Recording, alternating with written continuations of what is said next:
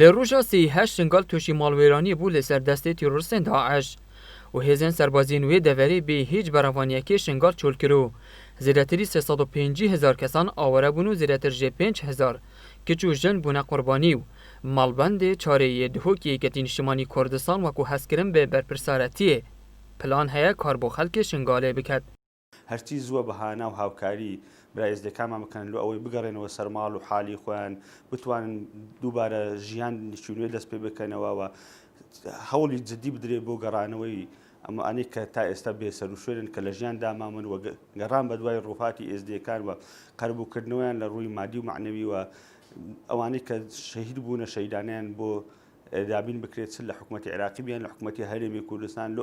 و بتوانن دارشتی ژیانشتن نوێ دەست پێ بکەنەوە. دی کارساتا شنگال دا جن به پله ایکی بویا قربانی اندامه که سرکرداتیا ایکتیا نشیمانیا کرسانی لیدهو که دیار کر وان پلان هیا بوهاری کاری کرنا که چو جنن قربانی ازدی جلای مادی و معنوی و ام حس كاين بريكا ريخ روا وبريكا مجتمع دولي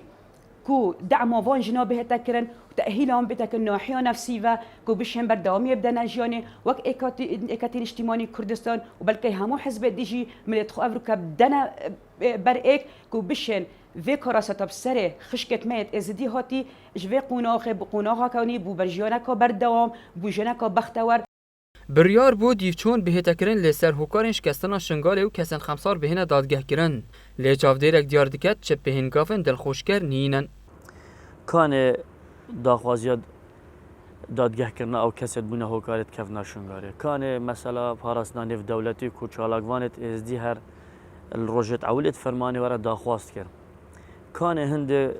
او داخوازیا کو کار بهته کرن همی دولت دنیا هری کاری زیب کن او خلقت رواندی دست داعش بین رزگار کرن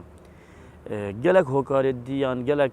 داخواز دیان جواک ازدیها بون او لاین افروکل ویرد بون ویدا صلاته و کو شرعیت هنو نراتی از یک ولیکر ما یا پوج بنیان که چیتر کسی دی داخواز نکرد.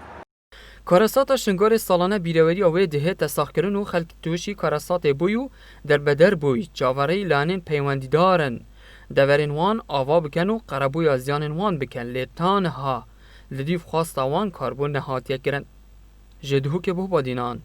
هات سامی